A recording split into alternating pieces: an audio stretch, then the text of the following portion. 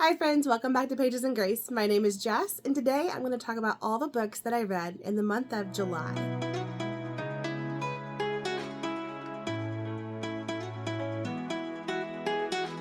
So this month I did a few recordings as the month went on, but of course I have a large amount to talk about today. So here I'm going to put in a few of the books I read at the beginning of the month. I think I had 2 left over from June that I read after I filmed my wrap up that I just included this month. And then I think the first 2 books I read they were both mysteries. So the first book I want to talk about, I finished in June. I finished this one after the reading wrap up. It is A Girl Called Samson by Amy Harmon. So this one was at the very tail end of June. This was perfect to read right at the 4th of July. It's historical fiction in the Revolutionary, leading up to the Revolutionary War and throughout the Revolutionary War. It follows Deborah Samson, whose father left the family. The mother had to fend for herself and her children, and she ended up dispersing her children between other family. Eventually, she was bound into indentured servitude with the Thomas family. The Thomas family had 10 boys. 10 boys. I grew up with 4 brothers, and I can't imagine 10 boys. Her as a child really reminded me of like that Anne of Green Gables, just positivity and wonder with the world. I was here for it. I loved it. She had such a spirit and zest for life, which was so much fun to read. As the Revolutionary War started, the Thomas family's sons, one by one, started signing up and joining in to the cause of the revolution. So after several years of seeing the devastation of the war and watching the boys that she grew up with go off to war, she decides she wants to sign up herself. And as a woman, she hides her identity and enlists. She not only goes through all of the hardships of war, she also has to hide her identity constantly. Every little thing, every little day is making sure that her identity remains hidden. It's a story of tremendous devastation, but also hope. And I thought it was beautiful. Amy Harmon does a fantastic job of developing characters that I absolutely fall in love with. Like, even the side characters in this book were so memorable. I will definitely pick up another book by her. I ended up giving this one 5 stars. Definitely pick it up if you have not already. So the next book I picked up in June, the end of June, was Lucy Loves Him Not by Rebecca Jo Jackson. This one was definitely a cover buy. I know I've talked about that already. I did enjoy this. I ended up giving it 3.5 stars. I struggled to get into this one. There was nothing wrong with it. It was a cute, clean read. I don't think I was in the right mindset for it when I picked it up. But eventually I got going and I was hooked on the story. Lucy has been helping Graham plan the summer festival for years, and Graham passed away and she kind of takes over on her own. The new city manager comes in and actually wants to do part of his job, and the two kind of have a hard time figuring out whose place is whose, and there's some hurt feelings involved in it. It was cute. It wasn't a favorite, but I can definitely see that the author has potential, and I will definitely pick up another one from Rebecca Jo Jackson. The next book I finished was The Summer of Yes by Courtney Walsh, and this was exactly the summary book, just a Courtney Walsh book. It gets me out of a reading slump every time. So in The Summer of Yes, we have Kelsey and Georgina, who end up in a hospital room together for different reasons. Kelsey kind of saw herself in Georgina in the future, and she had a lot of questions, like, is this where I want to go with my life? So I loved the building of the relationship between the two of them. I love the self-reflection that happened throughout this book with a lot of different characters. And eventually they find themselves on a road trip saying yes to all the things that they would normally just say no to and pass on because they were too busy or they didn't have time. And I love that they learn a lot about their priorities and where they really want their life to go. which I just talked about in another video of mine, that reading through the Bible every day. That was definitely something that helps you reevaluate your life and shift. What are your priorities, and where do your priorities lie in life? So the Summer of Yes, in the beginning, I think it was 4.5 stars. I really enjoyed this one. I had a lot of fun reading it. The next book I picked up was Everyone in My Family Has Killed Someone. It was a wild ride. I thoroughly enjoyed it. I was very confused a lot of the time. I had to go back and I was listening to the audiobook. I had to go back and re-listen to some of it to really figure out, I mean, things just change like that. And I liked that it kept me on my toes. And there was witty narration. I really enjoyed when he would stop and talk to you as a reader rather than telling the story as it unfolded. After the first, it took a few chapters to get into it though, because it is definitely a different type of writing. But the last half left it a solid 4-star for me. The book does contain language, infidelity, and violence, if that's something that maybe you want to steer clear from. So I thought I had this clip recorded, but evidently I didn't. So this is nap time Jess, just trying to fit a clip in real quick. The book I didn't talk about in my earlier clips was Juniper Bean Resorts to Murder. And I read this book at the very beginning of July, but thankfully I took some notes on it, so I have to go off of. I love this book. Her quirky personality just made the book for me. I remember going through being pleasantly surprised with all of the fun I had with it. She goes back to your hometown after finding a listing for a roommate. Little did she know it was a guy that she knew and maybe had previous feelings for. A mystery unfolds when they stumble upon a dead body.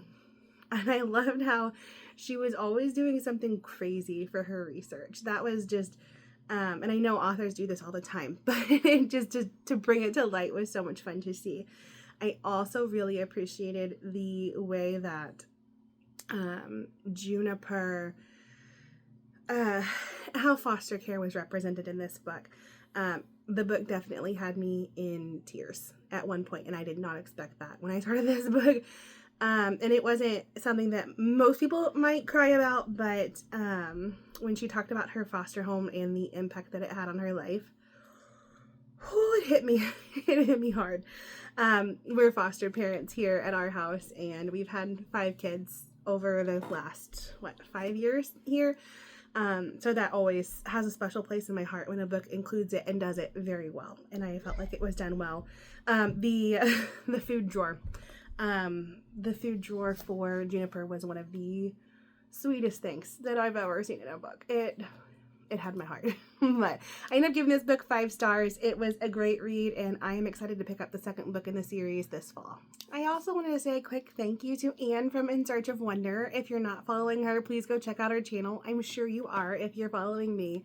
But she listed a few booktubers that she wanted to help get to 100 subscribers, which we did this morning.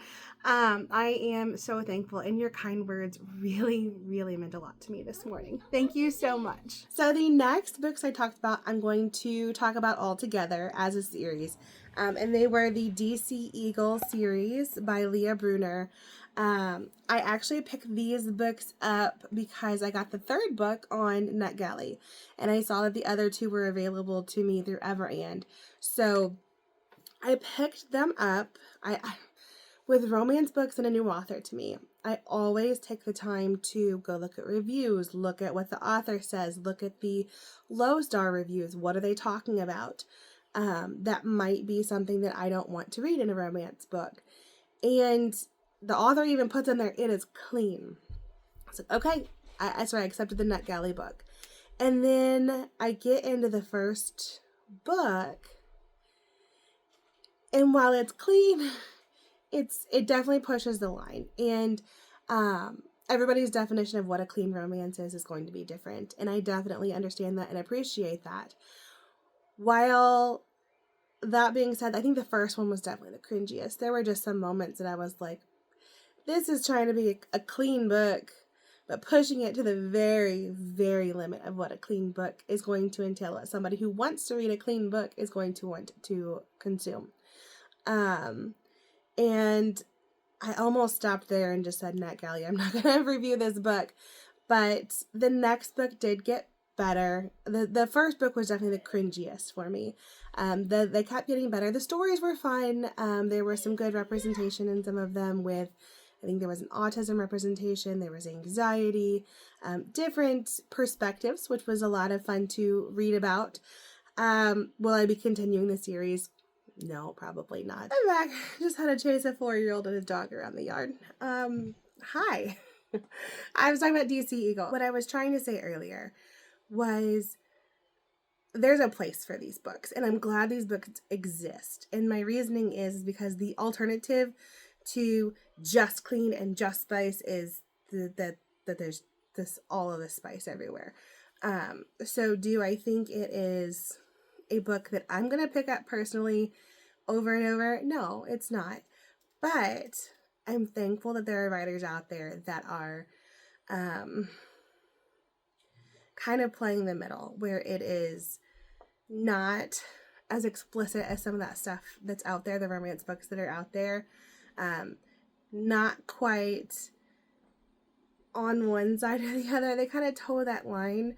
And I think that appeals to a lot of readers, and it's much better than what they might be picking up today. So I don't want to say that this book doesn't have merit. It does. And so that's why I ended up with the 4-star on the second too. I did appreciate it for what it is. It's not something that I'm interested in continuing. Hope that makes sense. So I grew up reading and watching science fiction and fantasy books and movies. Earlier this year, no, it was late last year and earlier this year, I finished the Recorder series by Kathy McCrum, and I really enjoyed it. And I enjoyed that it was that fun sci-fi fantasy feeling without some of the language that a lot of high fantasy books have, and the explicit content that a lot of them have as well. And it was that feeling of the books that I love, the type of stories that I love, without the stuff I didn't want to be reading. So that was fun. I was like, okay, Enclave Publishing, what else do you have? So I went on their website and I was just trying to find some other books by or through that publishing company that I could pick up and maybe find something that I'd be interested in reading. So I picked up Vivid by Ashley Bustamante. I think that's how you say her name. If not, I'm very sorry. So Vivid, we follow Ava attending a magical school. It is a color magic system with red, blue, and yellow, but yellow has been banned. So there is no yellow to be found in her school. Otherwise, people with yellow magic would be able to pull from it and use mind control. So yellow is mind control. And that's why it has been banned throughout this society. And so Ava has red magic, which is augmenter. She can heal. She is top of her class, working to become a benefactor. So during the time there, Elm escapes from his imprisonment. Elm has yellow magic, and he escapes, and somehow they're all on high alert trying to find him. And throughout the whole thing, we see how this friendship between Elm and Ava develops over time. I really loved it. Ends on a cliffhanger. It's one of those series that you want the next one and the next one ready to go. But I gave it 4 stars all the way through. I really enjoyed it. I enjoyed the whole story. I didn't feel that second book lag that sometimes you do with a trilogy, where you have the first book that's great, middle book not so much, and then it ends with a bang with the third book. This one all the way through, I really enjoyed the series. If you haven't picked it up, I would definitely recommend it. And after, I actually only finished the first 2 in July. I picked up the third one in, what's next month after July? It's August. I picked up the third one in August. So I had the first 2, and I was waiting on my copy of the third book. So in the meantime, I picked up one that's been on my list for a while, Wishtress by Nadine Brandes. So in Wishtress, we follow Mirth, who is actually the Wishtress, and her tears can grant wishes. Now, in this book, her parents have passed away. She lives with her aunt, who takes care of her. So her aunt kind of controls the wishes that she grants. She's promising to teach her about her wishes and never does. Just, oh, when you turn the stage, and it doesn't happen. So over time, Mirth becomes a little frustrated. She ends up granting a wish on her own, and we see the repercussions of that throughout the book unfold. How one wish can change a whole lot. So because of that wish, she ends up getting a curse, and she is cursed that her next tear will be her last. That she will die after that tear is shed. And so in this book, we follow her as she kind of goes on this journey. She meets up with Bastian, who is also a talented, someone who has a magical talent, and he can stop time. And so he can stop time, do things. Anyone that's with him in that is also stopped in time. He doesn't age, they will. And so we see how this plays out in the kingdom. I don't want to give away too much, but I really, really enjoy this. I loved the faith element in this book. The talk of that we are gifted our talents. And how you can use them for good and you can use them for yourself. And it was so, so good. I loved that it was one book. It is a longer book, but it was one book. It's not a trilogy. You have to make it all the way through. The faith in this book is excellent. I really appreciated it. And it was 5-star read. Oh, octopus. Yes. All right, I'm back again. I film on days when I have somebody to watch the twins. I have my 4-year-old here. It is the quietest my house is all week long. And so I try to get a few videos recorded. That's why one didn't come out last week. I didn't have my person that watches my boys. They were on vacation. So no video. That's what happens. All right, the next 3 videos I read were also part of a series. I was on a series kick this month. It was the Falling for Summer series. I read 3 of the books. One of them I had on NetGalley, and that's why I wanted to get to it. I attempted to read up until that one in the series. That didn't happen, and it's okay to read them out of order. It really didn't make that big of a deal. I started... The first one I read was the NetGalley one that I had an audio from NetGalley, which was Beauty and the Beach by Gracie Ruth Mitchell. And then I also read Summer Ever After by Courtney Keisel and Beachy Keen by Casey Stockton. I really enjoyed them. They were all 4-star reads for me. Again, they were great as part of a series that summer feel. I had a lot of fun with them. They were definitely clean. Compared to the last series I read with the DC hockey, this was definitely what I would call a clean series. I enjoyed it. The intricacies between all of the different friends was a lot of fun to watch unfold. Am I going to read all of the books in this series? I don't know. Maybe next summer I'll pick up a few more. But overall, they're beautiful cover books. They were a lot of fun to listen to. I think I listened to all of them. So I really enjoyed them. They were a cute beach read for the summer. The next book I picked up was The Chaos Grid by Lindsay Llewellyn. And I first heard about this book watching Chantel Reads All Day.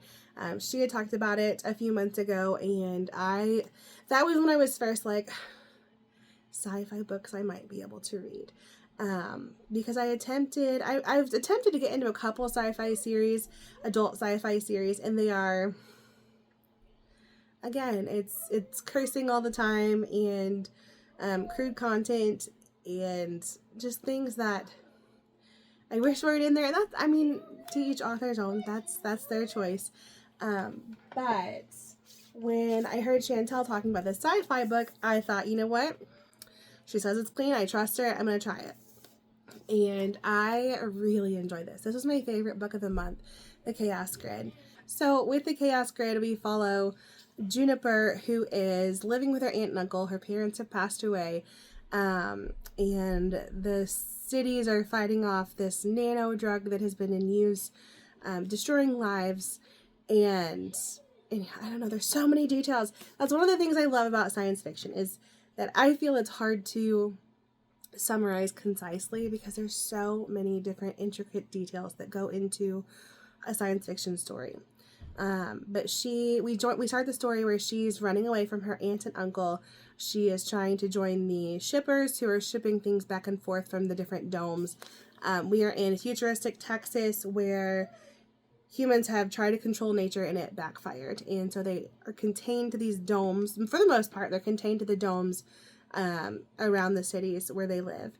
And we follow it from there. It is adventurous. It is... there's definitely faith elements throughout the book, which I really appreciated.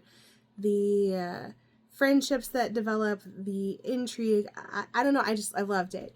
It was a great book. It was a very fast read. It does end on a cliffhanger, and at the time there was no guarantee of a second book.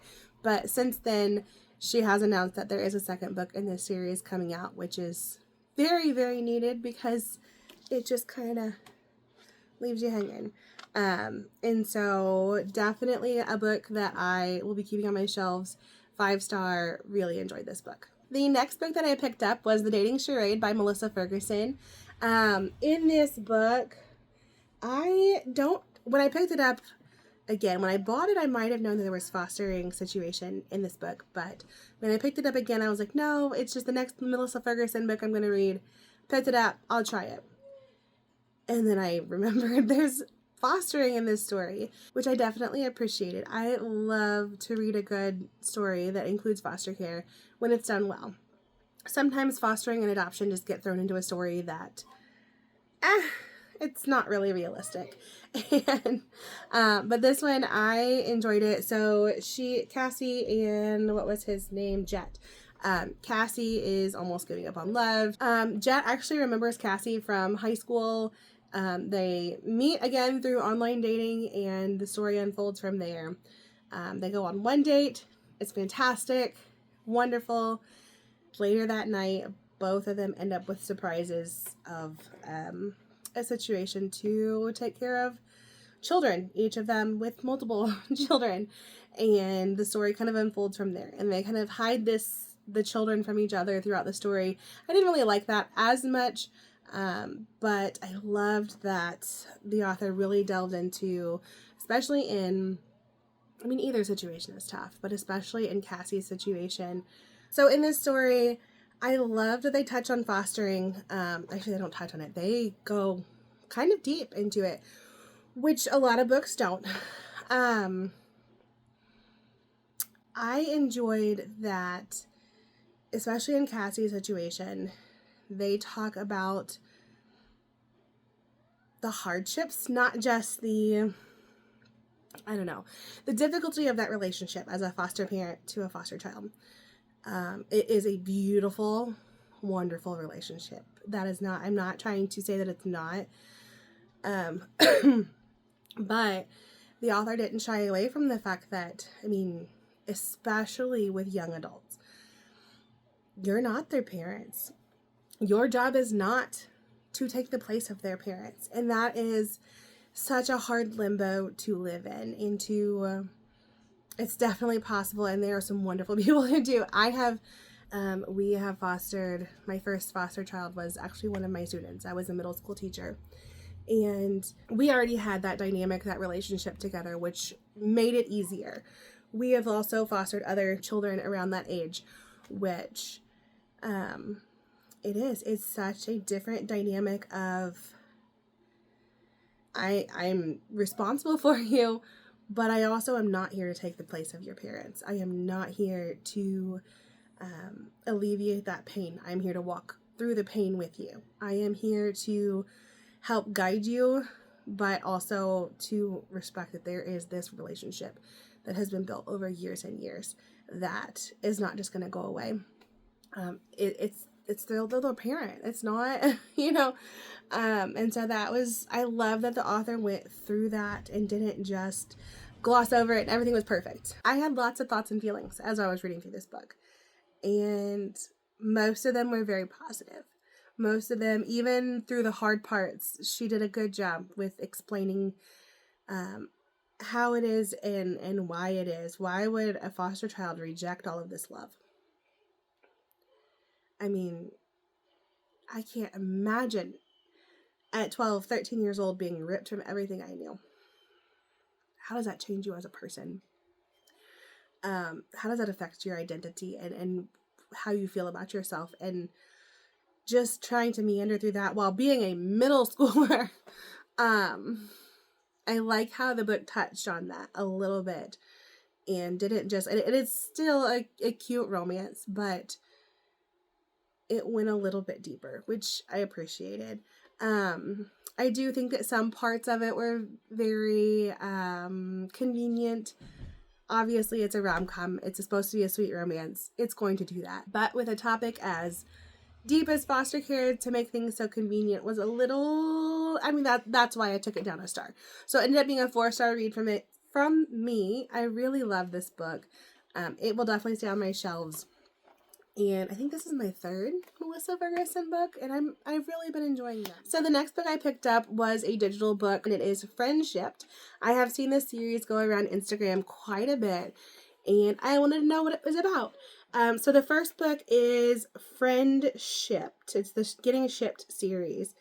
And this one was childhood friends to lover story. We follow Trevor and Lexi, who work for the newspaper and are both, they've been childhood friends, and they kind of both have hinted at more at different times in their lives, and it just never worked out.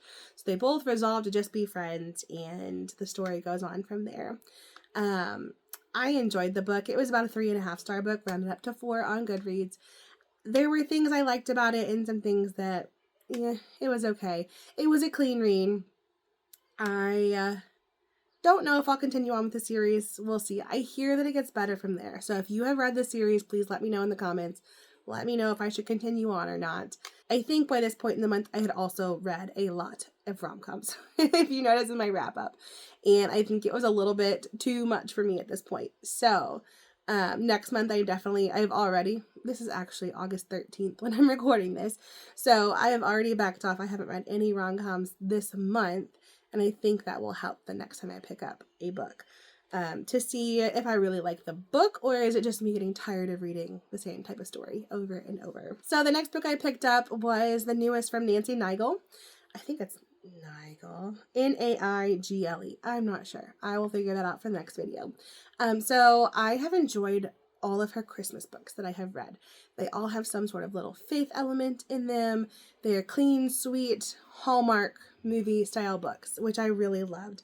This book, the cover, not so much. So we follow Whitney Winters, who is a lawyer working at her family's law firm, and she is a family law lawyer, specializing in family law and works with a lot of divorces, which lawyer books really aren't always my favorite, but I do really love Nancy Naigle's writing. So I went ahead and picked this one up.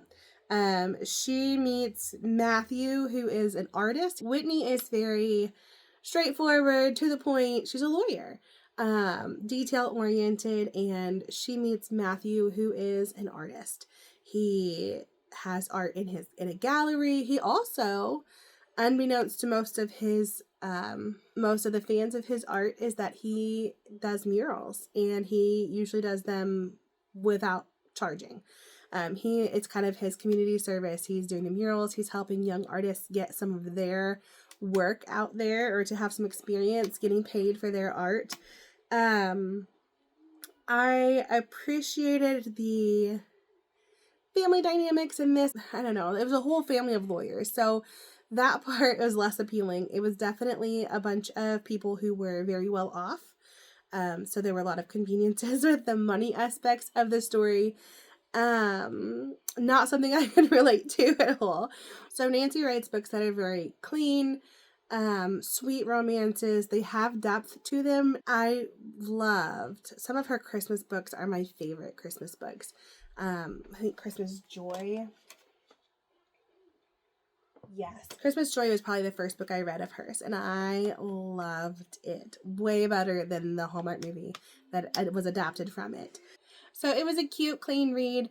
I will definitely pick up more by Nancy Naigle. I hope she comes out with a Christmas book this year. I haven't looked to see if she is or not, but I always love her Christmas stories. They're my favorite. The last book I picked up was The Words We Lost by Nicole Deese.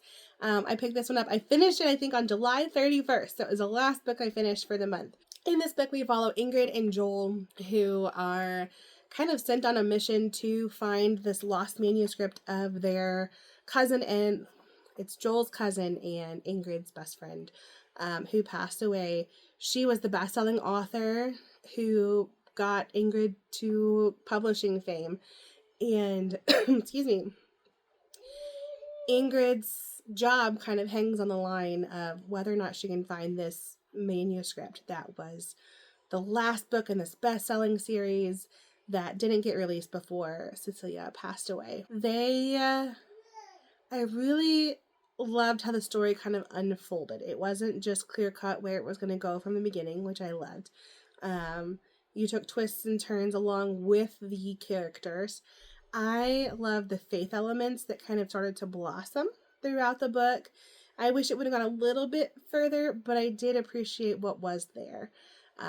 Definitely recommend this book. I will be picking up the next book in this series here soon. All right, so that's all the books I've read in the month of July. It was a very busy reading month. It was a so-so. I had a couple of 5 stars that I really liked. Like I said, I kind of overdid it on the rom-coms in July. I think I was just in the mood for some easy books I could breeze through and have a good time while I was busy doing other things, some audiobooks to read through. This month I have already read, 2 nonfiction, and I haven't finished a single fiction book. And it's already August 13th. So that'll probably change here soon. Thank you so much for watching till the end. I hope you have a great day, and I'll see you in the next one. Bye.